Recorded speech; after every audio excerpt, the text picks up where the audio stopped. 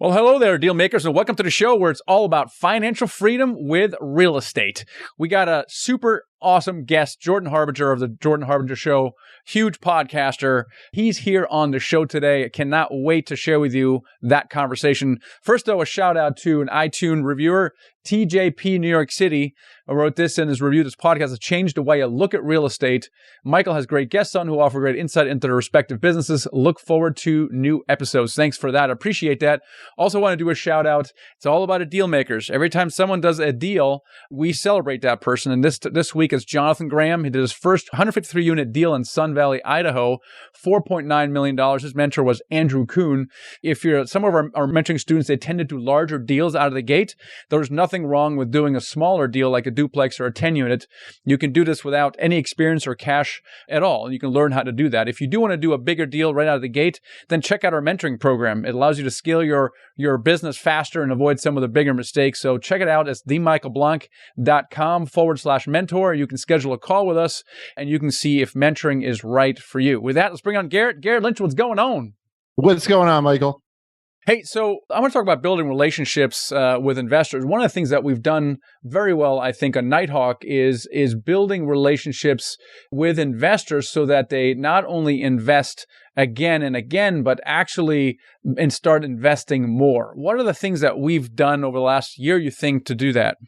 Yeah, so I think we made this a focus like more recently because we realized like, hey, we can only go so far with people that come in that listen to the podcast or whatever. Like we need to start forming more personal relationships. And so we've pivoted our focus into people that have, a higher means, I guess, to be able to invest more money.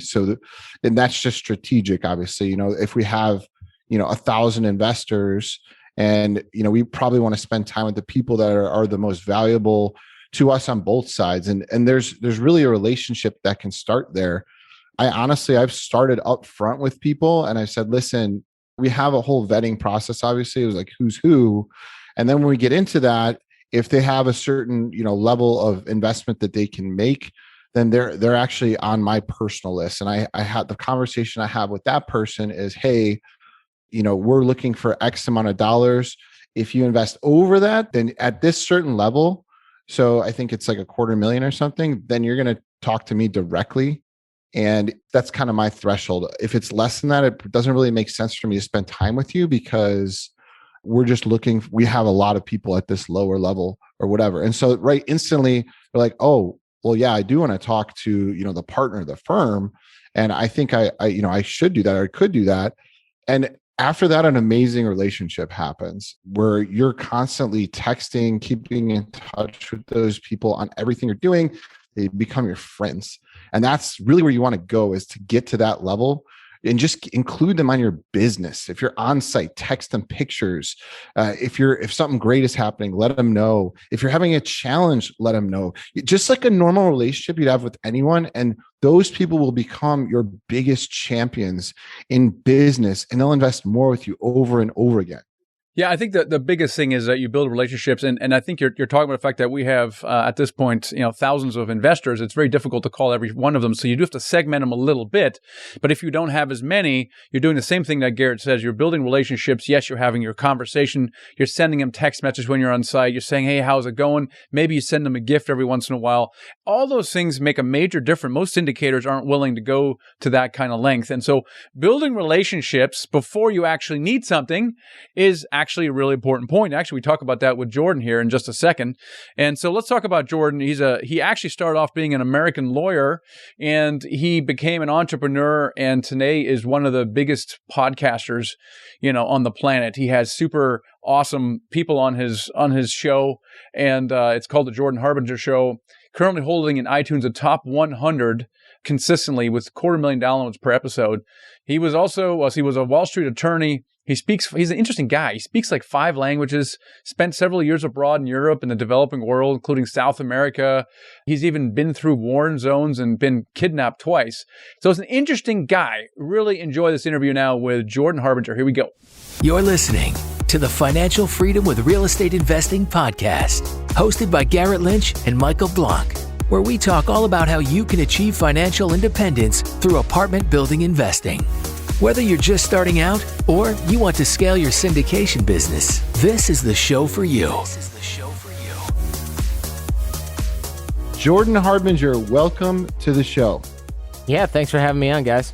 So Jordan, you and I have some kind of crazy things that we were doing back in actually kind of around the same time. Mm-hmm. I'm one of the few people that I know about that have gone to North Korea. And so when I find someone else that has actually done that, it's pretty interesting to me. And you've actually built a tour company around going to North Korea. So you kind of went to like the next level. So guys like me, they sign up and then they freak out for a month and they're like, oh shoot, I got to go to North Korea.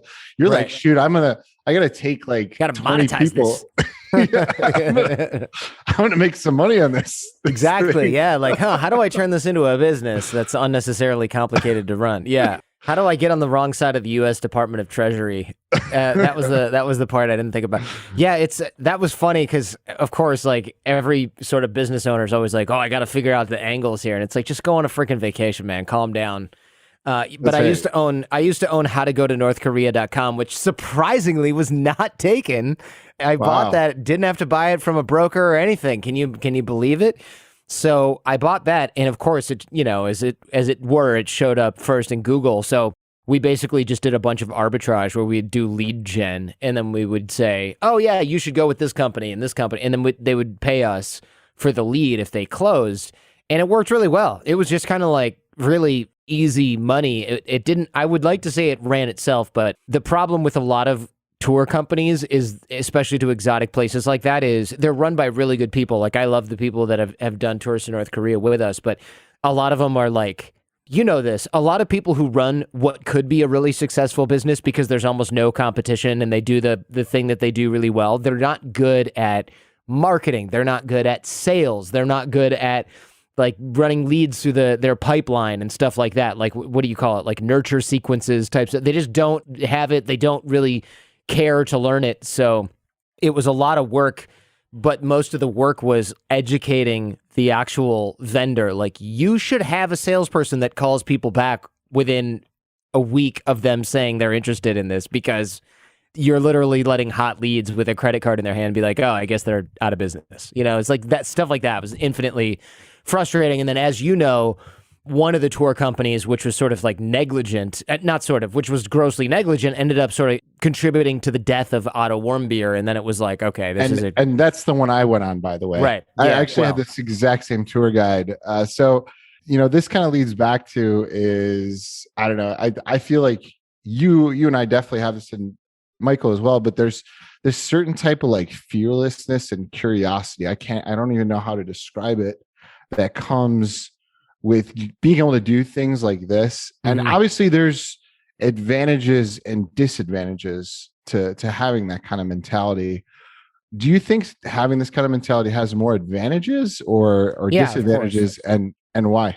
Yeah, I mean, it depends. I think it has more advantages, but I'm also not like, I know a lot of like business owners or entrepreneurs, I should say, that have a lot of sort of risk tolerance and throw caution to the wind stuff, but there's people that I think go over the line where they're like, oh yeah, we're going to go hella skiing, but we're going to go in this really dangerous place where the air is thin and there's no rescuing, but like no one's there and it's, I'm good. Or like, look, if you want to skydive, cool. It's relatively safe as far as extreme sports go. But like if you're putting on a wingsuit, I'm good. I'm going to pass on that.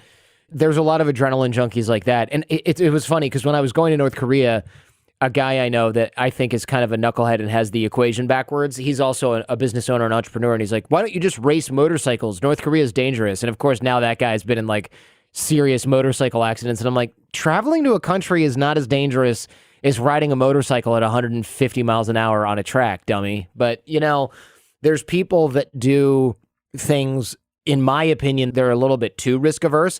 It's like, look, man, you are throwing caution to the wind, but there's not like a greater strategy here for prosperity. You're just throwing shit at the wall to see what works. And sometimes stuff really works. And then you waste the money on your next throw shit at the wall and see what works. It's like, there's a concept in trading. You guys might know this more than me. There's a quote that's like, nobody ever went broke selling when they're up by 10% or something like that, right? And you do it when you're trading currency or now cryptocurrency.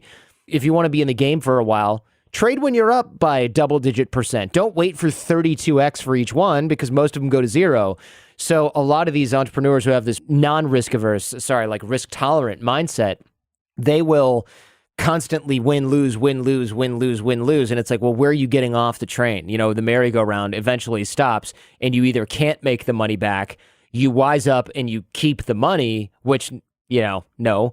And you see this with like athletes and people who can't control their spending and can't control it. So I think if you have a dash of it, great. You know, a lot of my friends are like, oh man, where'd you get the idea to quit law and start a business? And I was like, where'd you get the idea to stay in law? Well, let me ask you about it. I mean, you're an entrepreneur right now, Jordan, right? But you're a freaking lawyer. Like, it's interesting because we have a lot of entrepreneurs come through us. They want to get into real estate. Right. Very few of them are lawyers. So in other words, there's not much of an entrepreneurial spirit in a lawyer. So how did you discover that you're actually an entrepreneur? And then what gave you the courage to actually act on it?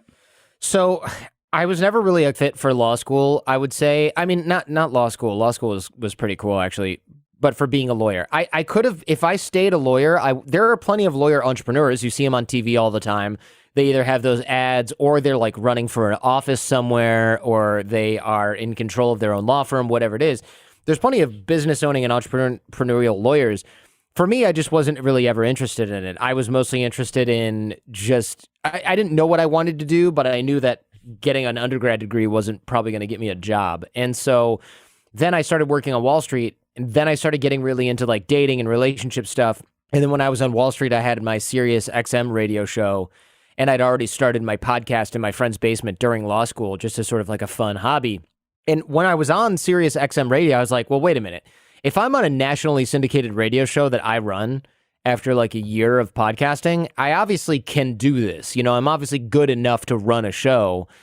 So this has legs. And then when the real estate market sort of tanked in 2008 and banks and other clients of my law firm were going out of business, they were like, oh, everyone has to get new jobs, basically. And I was like, well, I can either make a go of it now and just do the radio thing and do the coaching thing that I was doing and run the show that eventually became the Jordan Harbinger Show, or I can like get another job I don't want in another area of practice that I don't want with a bunch of people that I might not even get along with. So I decided to just drop it and go. And it was in part because there was no work for me at the law firm. Things were probably going to wrap up. The firm actually later went out of business after I left. So I left right before they were like, we're laying everyone off, you know, and then it was over. Other things that encouraged me to go were, since the market had tanked all around, I had investment banker friends that were out of a job. I had other lawyer friends that were out of a job. There were hundreds and hundreds of us. So it wasn't like shame or also like you're leaving. And it also wasn't like you're a total idiot. Why are you leaving this super stable job? It was like, okay, well, everyone's effed. So what's the difference? And then I had a bunch of friends who were lawyers that were like, well, we're all getting laid off. And I'm like, where are you going? What are you going to do? And a bunch of them were like, you know what? I'm just going to go work for my dad. Or they were like, you know, I've always loved music. I'm just going to play. I'm 26, 25. I'm going to play at bars for a couple years and like sort of leisurely look for a job. I don't really care. And I was like, if you're going to go for a music career, which has like a 1 in a million chance of working, I've already got a business. I'm already at Sirius XM satellite radio doing a weekly show that's popular, and my podcast is already launched. I'm a dumbass for not giving a business that's already working a go if you're going to frickin' literally try and be the next Paul McCartney at open mic night. Like, I'm an idiot for not giving it a shot. When you got into it, though, there wasn't like a lot of money around it then, I feel like, right? Like you were kind of like in the early stage. Yeah. So like, how did you like think you're like, well, I still got to survive here? Like, I saved a ton of money. I saved a ton of money from Wall Street because it was like, okay, you get paid. Well, now it's not a ton of money, but it was back then. I'm getting paid, $16,000 a month or whatever. I'm living in an apartment with a bunch of friends. And I'm eating frickin' ramen noodles and burgers and stuff, man. Like, I don't have, I'm paying my student loans off and whatnot, but I've got all this money saved from Wall Street. Like, I have 2-3 years of runway, and the ignorance to think, oh, well, it's how long can it take to get a business off the ground? 3 months, 4 months, like full time, I'll be great. And it took years, obviously, but at the time you're sort of ignorant of that. And also I had some ads on the podcast. I had some coaching stuff that I was doing. I had phone coaching. I had live coaching that people wanted from me. So I was sort of like making way less. I took a major pay cut from Wall Street to do my own thing, but I was also like waking up at 10 o'clock and going to bed at 3 a.m. and like working all the time and not feeling like it was work. It was awesome. So I really prioritized quality of life, and part of the reason I could do that was even though I had a shitload of student loans, I had money saved, I could pay the minimum, and also they were like, do you want to defer your loans? We heard you lost your job. And I was like, I'll pay off like the minimum, and if you want to reduce the minimum, that gives me more runway. So like, let's do that. Yeah. So somewhere along the way, like on this journey, you discovered what you call a secret game. And there's this really interesting analogy that it's called dig the well before you're thirsty that I heard you speak about. And ever since I heard it, it's been like replaying in my mind over and over again. I just think it's so crisp, and the way that you put that together is genius. Can you talk about that, what that means?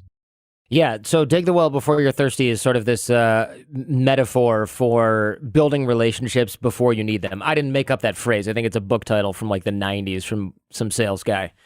But the idea, the thing is, most people think about networking when they need something. And I saw this like firsthand when Wall Street had its collapse, Lehman Brothers and Bear Stearns went out of business.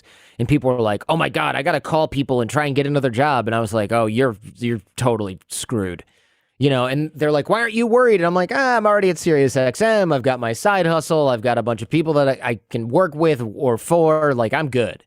And they're like, I got to call my classmates and my friend who's working at this bank now. And I haven't talked to him in 4 years since I graduated. And it was just, they were so stressed out. And I was just calling people that I saw 2 weeks ago or whatever. And I was like, hey, this is the situation. You know, can I do this and that and the other thing? And they were like, oh, yeah, no problem. You know, see you on Friday. So that was really an obvious win. And as I went through my career and my life, I was like, okay, this is the most important thing ever. Because how many times do you get a call from someone where you haven't talked to them in like 5 years and you're like, okay, so what is this? Like Scientology, Herbalife, like what's your deal? You know, what's this nonsense going to be that you're trying to push on me? Let me guess, amazing opportunity that can't wait, limited time only? Like, no thanks, guy I haven't seen since Cub Scouts. I'm out. And you realize now that like, you sound like that if you call and say, hey, buddy, what's going on? It's been so long. So I got fired and I really need a job. And I like my last day is on Friday and it's Tuesday. You know, they're like, ooh, sorry to hear about that. Best of luck. I don't really know anyone who's hiring. If you've been talking to those people every 6 months for the last 5 years, then they're going to want to help you, right? They're your friends, and they might keep an eye out for you. They might be able to vouch for you at their own company. They might turn your resume in. If it's somebody I haven't talked to in 5 years, I'm not handing your resume up, dude. You know, like, I don't know you anymore. You could be a psycho for all I know. I'm not staking my reputation for you, and we're not friends. So you have to be really careful about that. That's digging the well before you get thirsty, sort of in brief. And most people don't bother doing this because and it's normal. They're not selfish. They just don't think about what other people can do for them or what they can do, more importantly, what they can do for other people when they don't need anything because it's not top of mind. So I teach people a bunch of systems to keep other people top of mind, or at least to keep the system reminding you to talk to those people, because that's digging the well before you're thirsty, creating and maintaining relationships before you need them. And if you don't do it, you will find out at some point the hard way. And it's unfortunate because my Feedback Friday, which is our advice segment on the Jordan Harbinger Show, our inbox there is full of people that are like, okay, I know what you're going to say. You should have dug the well before you get thirsty.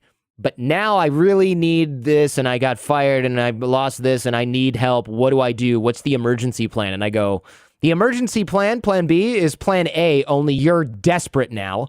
And so you're going to reek of desperation. Your results are going to come slower. And also you're probably screwed in the short term. In the long term, you'll end up being fine if you're doing this right. But in the short term, you're going to be annoying everyone who you reach out to because your agenda reeks and you're in trouble. You are in trouble. And they're like, no, but like the secret plan B that you would do. And I was like, I would never be in this situation. Yeah, that's right. That's right. You know? If you're interested in passively investing in multifamily syndications, we'd love to hear from you. Go to nighthawkequity.com, click the join button, and join our investment club. Fill out a short form, and then you can have a call with us, and we'd be happy to share with you some of our upcoming investment opportunities we have. That's nighthawkequity.com. Talk to you soon. This is interesting. In our world, networking is super relevant because you're building a relationship with brokers, very important. And also with investors, right? What you're saying is when you need to raise money or need to find a deal, that it's too late. You have to have a relationship before then. And one of the things you do very well, I think your superpower is definitely relationship building. I mean, you got, Dennis Rodman and Matthew McConaughey on your show. So you definitely want to start these relationships well in advance. We've had some people on the show, and it takes a long time to get them on the show. So clearly you got to, if you want someone on the show down the road, you got to start now. The question is, how do you do it? Like, what is your, what do you do to try to get Matthew McConaughey or Dennis Rodman?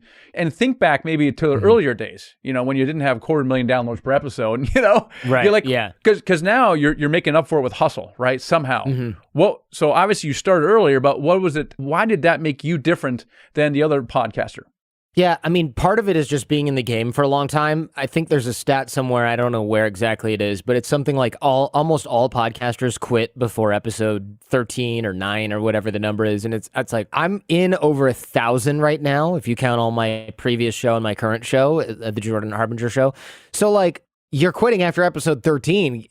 What do you expect? And so for me, like there are guests in my inbox. It's funny, like after...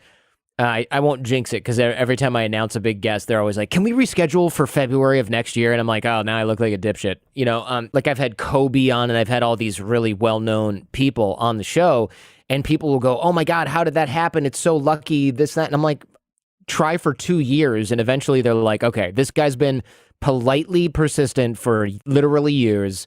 I'm kind of a dick if I don't make this happen for him, if it's at all possible. And there's always 1 or 2 slots where it is, quote unquote, at all possible, right? Like the publisher of so-and-so famous person, Matthew McConaughey's new book, knows who you are, knows you're not a jerk, knows you're not entitled, knows you also have, it's worth their while to do it. That's also important, right? If you have 12,000 listeners or 2,000, it's not really worth that person's time. Just time-wise, it's not going to happen. But if you have a bunch, you get that by working for 14 years or whatever to get to that position. Then the rest of it is networking. You can't just be all relationships. That's another thing is people will be like, people will say this like, oh, so you're taking opportunities away from people that really deserve them through your networking skills. And I'm like, what makes you deserve it more than me? Your sense of entitlement? Like, oh, I also have these numbers. Why aren't I getting those guests? Well, it's not the publicist's job to find out who has 5,000 more people than me listening to the show. I'm making their job easy. I'm referring them to other people. That makes their job even easier. I'm polite. I'm responsive. I don't go, no, you have to do this my way because I'm important and I have a big show. I don't do any of that nonsense. And so people would rather work with me. And so it's really interesting because people will accuse people who are good at networking of taking something that belongs to someone else. And it's like, this isn't nepotism. I'm not like, oh, I got into law school because my dad is the dean. That's unfair, okay? What's not unfair is knowing how to leverage relationships to get people to fight for you because that's how literally the entire world works. And so those people that are like, oh, but I have an A+ average and he has an A- average, it's like, did you ever think that maybe people like me more than you and there's value in that? And those people will refuse to acknowledge that there's value there. And the truth is because they don't know how to be likable or help other people in any way that's not just look at what I can do for you, in terms of keeping my head down and working. And that's not enough. If you want to be great at Amazon, you can't just be the best coder on staff. That'll get you $300,000-$400,000 a year, but you're never going to get promoted. If you're wondering why the person you hired 4 years ago is now your boss, it's because they know how to build alliances and connections. And it's not that they brown nose their way to the top. It's that they are able to manage people better than you because you didn't frickin' try. You were like, but I know COBOL. Okay, cool. You're the best guy in the basement. Congratulations. Yeah, absolutely. Does that make sense? Yeah, absolutely. It does. And what I'm hearing you say is you want to be politely persistent. That's the thing. And when you're reaching out to people, you're probably not asking for a bunch of stuff. You're probably figuring out some way to provide value to these guys.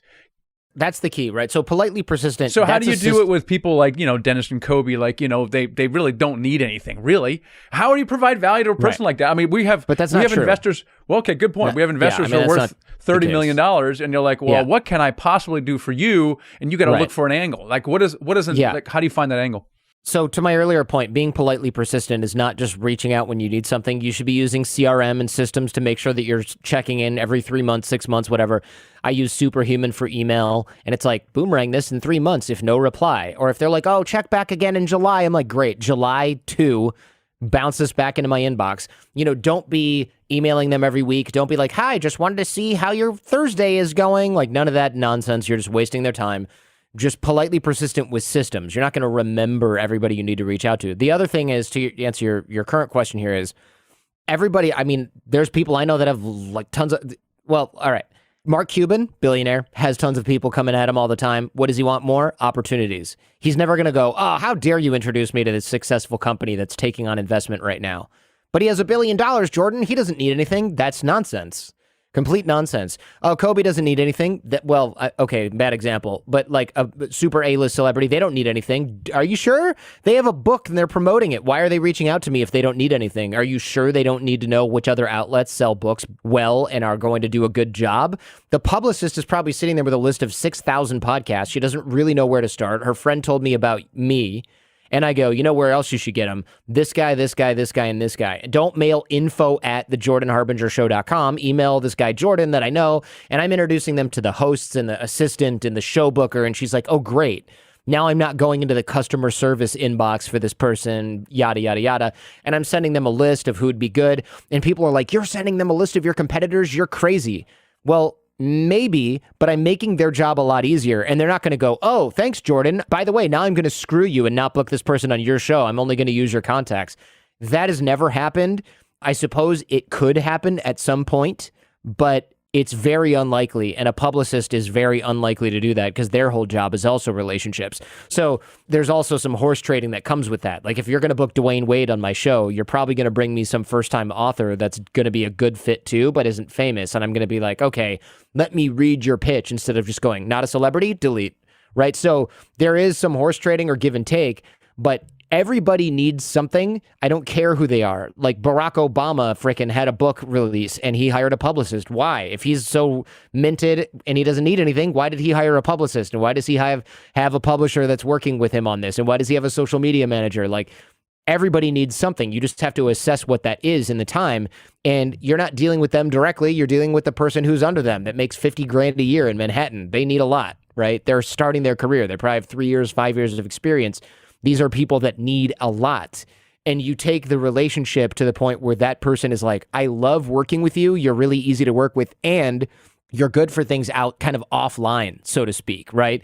Like I am in touch with people who leave one company and land at another one.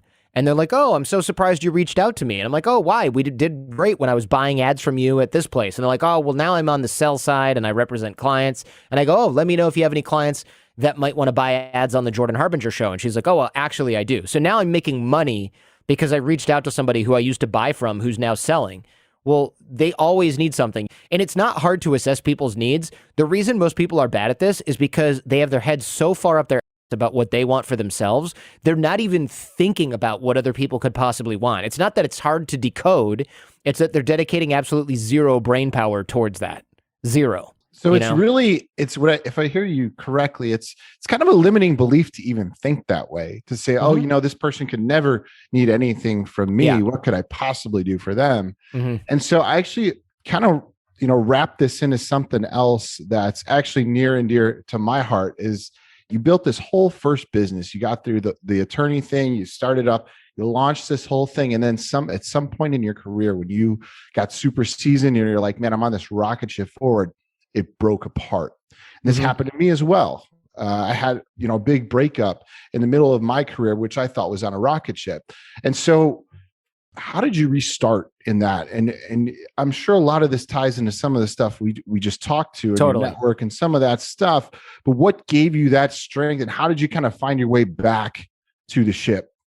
Yeah, so luckily the business that I was in before the Jordan Harbinger show was definitely not a rocket ship. It was a dysfunctional kind of crappy place to work, if I'm honest.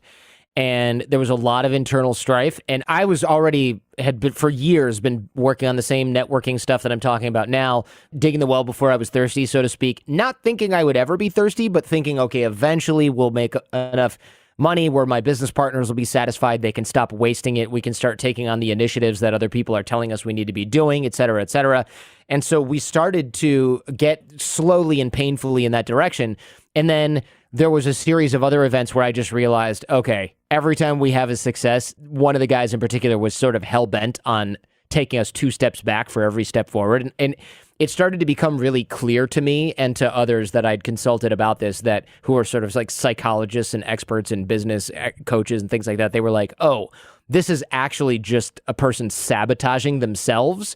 And since your wagon is hitched to theirs, you are just also going to fail until this person stops creating emergencies out of nowhere by forgetting to balance the books, just stupid shit like that gets people in trouble in business. And you've seen this before in like relationships, right? Somebody who's dating somebody and they're great. They're like, I'm going to go cheat on him because I'm freaking out, right? And ruin the whole thing. And you're like, what are you doing? And the answer is sabotaging themselves. And the programming is there. And I realized that my business partner, one of them, was especially like this. And I thought, okay, I have to leave. So I started to make preparations for doing that. And as I started to do that and agreed on an amicable separation, that other party was like, oh, actually, I'm going to not follow through on what we'd agreed about. And I was like, okay, I can either sue you and deal with that. And then all of my like mentors and friends and experts in the industry were like, don't even bother, Loserville, start your new thing, get going now, we'll help you. Here's a bunch of money, here's a bunch of help, connections, whatever it is, just get going. And I did that. And then they sued me, which is funny because I didn't breach the contract. They wanted to allege that I did. The mediator was like, get this crap off my desk. The judge was like, no, this is nonsense. So they lost. And they were just trying to drag me down. And I was like, oh, interesting. Because when I talked to the people who told me that this was sabotage, they were self-sabotaging. They were like, oh yeah, this is just what self-sabotage people do when it's like the crab bucket thing. They're trying to pull you back in. Like you won't be a party to their sabotage anymore. They're going to try and force you literally by law to like be a part of their destroyed life. And so when that was over, I was like, oh, okay, I understand how this works now. So we built a rocket ship. I took the entire staff with me when I left, so it was kind of like jokes on them, I guess, in a way. But it was super stressful. And the reason that we are 10 times or, it's way more than that. It's like dozens of times larger and more profitable than my previous business is because I dug the well before I get thirsty. It's not because I'm some sort of business genius or whatever.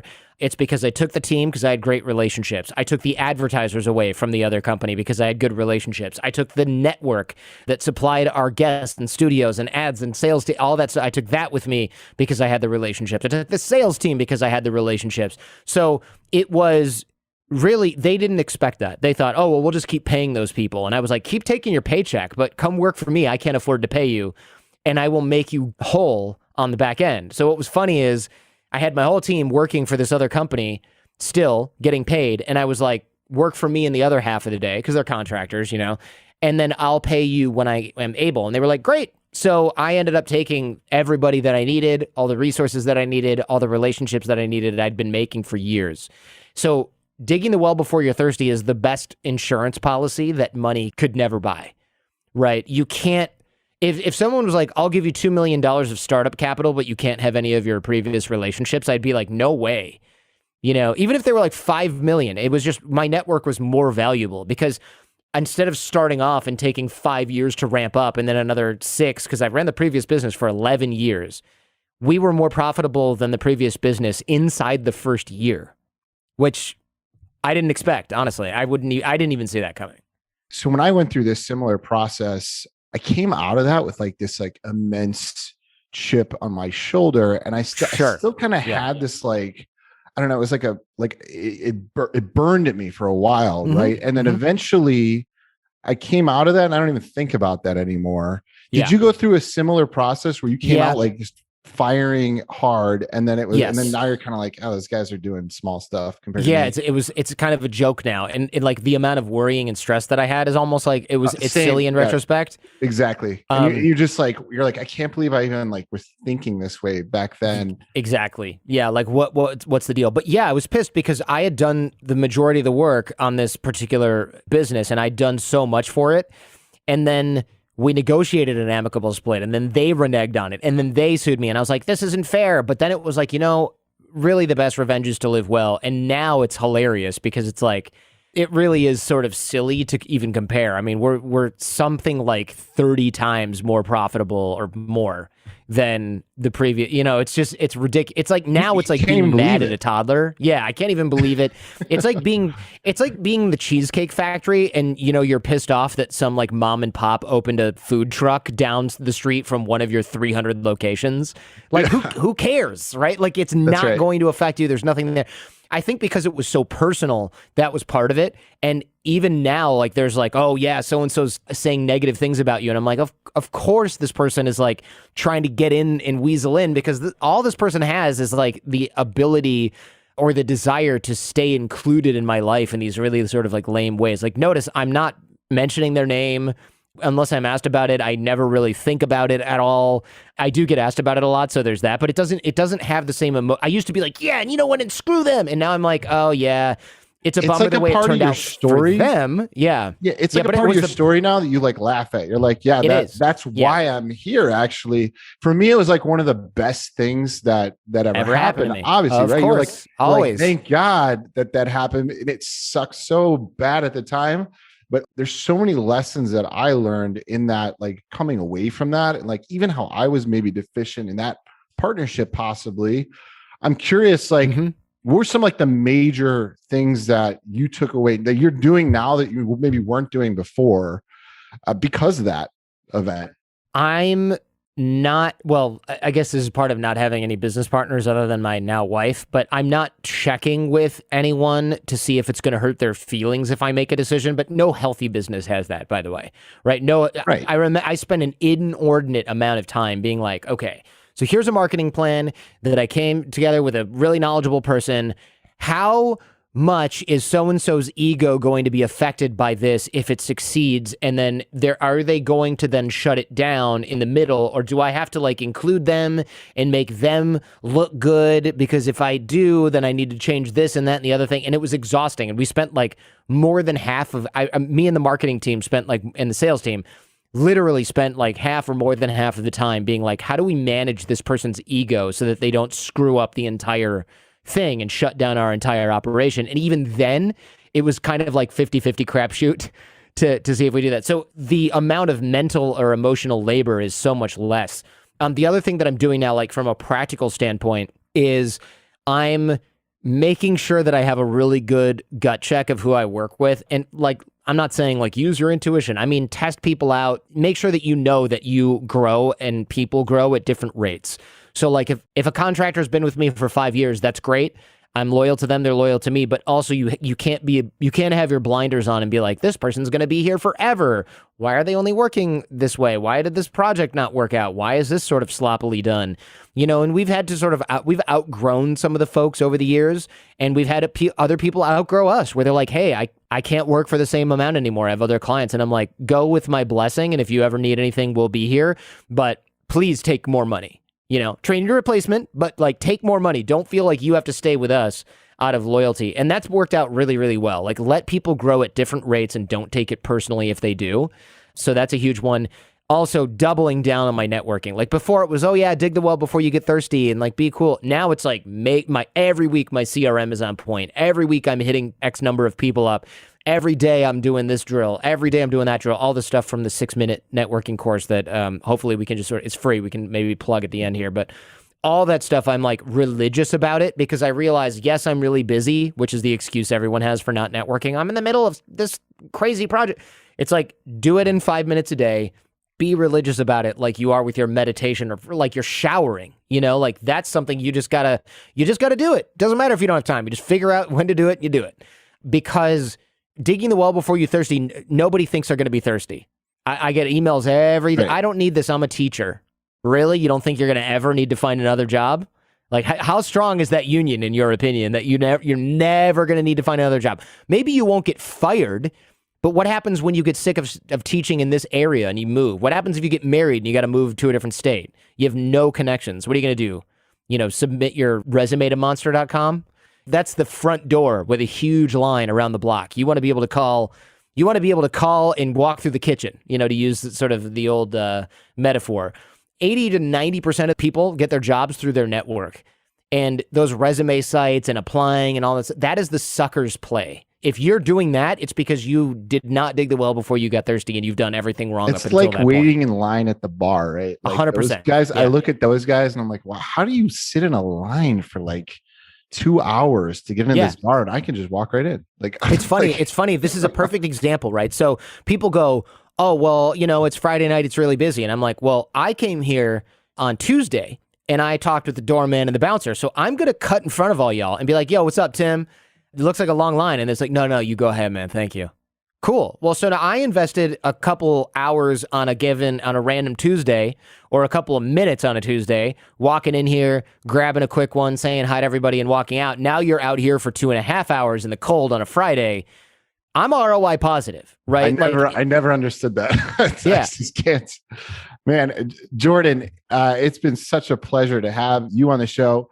Please tell people how they can get involved in your networking course. Sure. Anything else, any other way that they can reach you.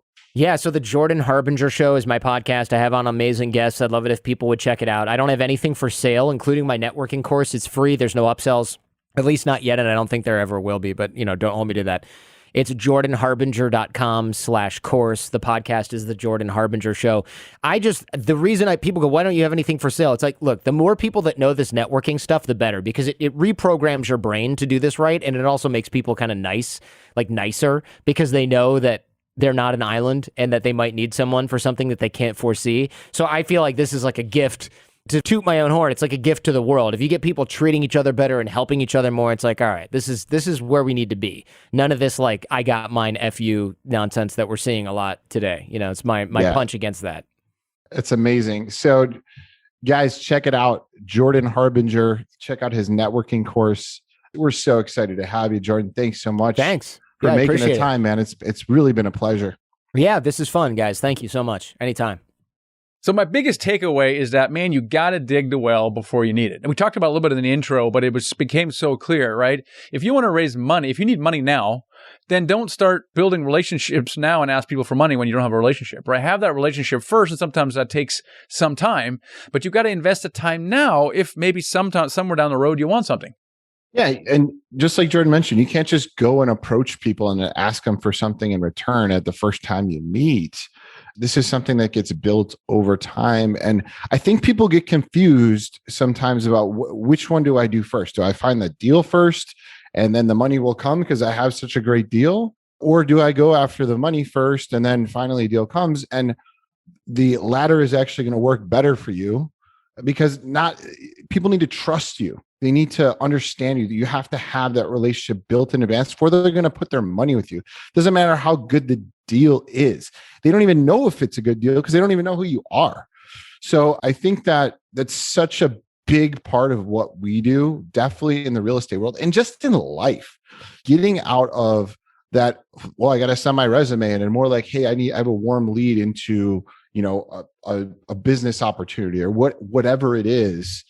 And so one part of this that I think was really interesting is like, well, there's a part of it where it's like, well, I kind of need, a mentor or something. I need to get someone in front of me, or I need a new relationship that I don't have. And he mentioned, hey, listen, everybody needs something. It is a limiting belief to think that people don't need anything at all. That was a key thing for me as well, is everyone wants or needs something. It's the same thing. We're going after a big investor. They're worth $100 million. Like, how do we get this person's attention? Well, what does that person want? How can we add value to that? And I think you have to be a little resourceful. I think the stance that, oh my gosh, this person doesn't need anything, as Jordan clearly stated, is not true at all. You just got to find that angle. Even getting guests on this show. How am I going to get these VIPs on the show? What can we possibly provide to them in value? And you got to find that angle. And then, of course, it takes time, meaning that I can't send a single email and expect them to go, oh yeah, I'm investing $1 million. No, you got to have multiple touch points, and every touch point, you got to figure out how you can provide value. So it's a little bit of effort. Take the risk, guys. Honestly, this is funny to have Jordan on the show. I had to take a risk because we didn't have any ties. And I did, and here he is. And honestly, that's kind of how it goes, is if you're thinking about it, if it's in the back of your head and you're like, listen, I don't know if I should reach out. I don't know if I should do this, or or move in this direction. Just do it. Just take the step, reach out to that person, get inside their network, do whatever you got to do to make the right connection, because more often than you think could pay off big. Yeah, I agree. It's all about building relationships with brokers and investors, and you got to do it now, and you got to figure out what is the angle, how you can provide value, and you have to stick with it. I mean, like you said, it took him 2 years with Dennis Rodman on the show. I've worked, over a year getting people on the show like Robert Kiyosaki, even longer, or Grant Cardone. And it's the same thing for investors as well, is really, create a target list and start reaching out to them in a very intentional way. And I think that's the secret as well. So hopefully you guys find that valuable. Catch you guys next episode. Thanks for listening. Take the next step toward financial freedom by downloading the free blueprint on closing your first multifamily deal. Head over to themichaelblanc.com/blueprint to get the free training.